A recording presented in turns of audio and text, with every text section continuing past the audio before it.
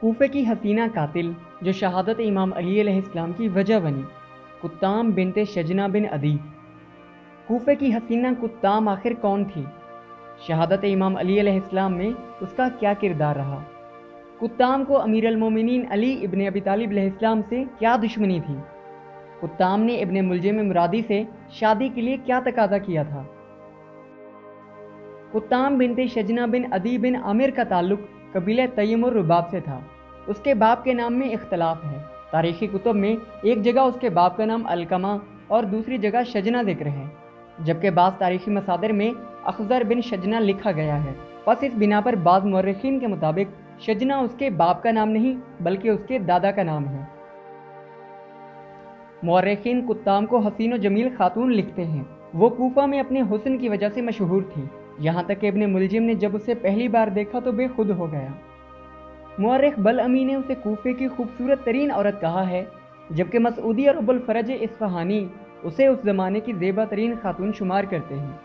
کتام خوارج میں سے تھی اور خوارج کی فکر کو قبول کرتی تھی، جبکہ خوارج معاذ اللہ امیر المومنین علی ابن ابی طالب علیہ السلام کو کافر سمجھتے تھے۔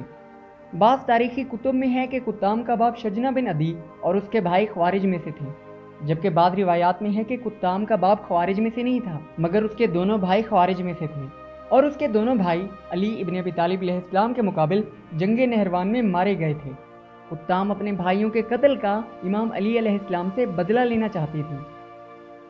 ابن ملجم حضرت امام علی علیہ السلام کے قتل کے ارادے سے کوفہ آیا ہوا تھا، جہاں اس نے کتام سے ملاقات کی اور اسے شادی کی پیشکش کی۔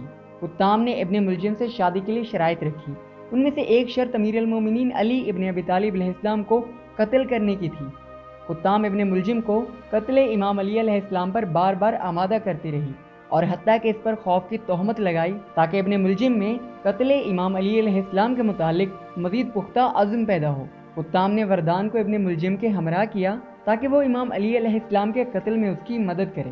وردان بن مجالد کتام کے چچا کا بیٹا تھا۔ وردان نے کتام سے کئی بار کہا کہ اگر اس کام میں کوئی میرا ساتھ دے تو میں علی کو قتل کر دوں۔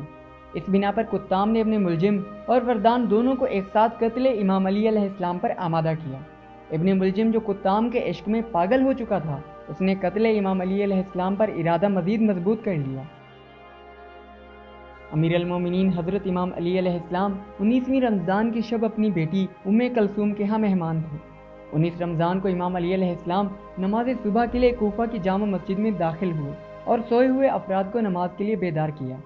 عبد الرحمن ابن ملجم بھی مسجد میں الٹا سویا ہوا تھا اور اس نے اپنے نیچے زہر آلودہ تلوار چھپائی ہوئی تھی۔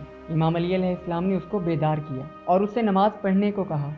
حضرت امام علی علیہ السلام محراب میں داخل ہوئے اور نماز شروع کی کہ ابن ملجم نے اپنی تلوار سے حضرت امام علی علیہ السلام کے سر مبارک پر وار کیا، جس سے امام علی علیہ السلام کا سر مبارک زخمی ہو گیا۔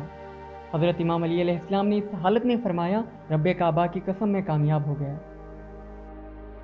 اس کے بعد ابن ملجم کو گرفتار کر لیا گیا۔ کتام شہادت امام علی علیہ السلام کے بعد مصر فرار کر گئی، لیکن عمرو و عاص کو اس چال سے باخبر نہ کرنے کے جرم میں کتام کو زندان میں قید کر دیا گیا۔ اس کے بعد کتام زندان سے فرار کر کے دمشق روانہ ہوئی، مگر راستے میں ماری گئی۔ اس کا سر تن سے جدا کیا گیا اور مصر بھیجا گیا۔ عمرو و عاص نے کتام کے قاتل کو 1000 درہم انعام دیا۔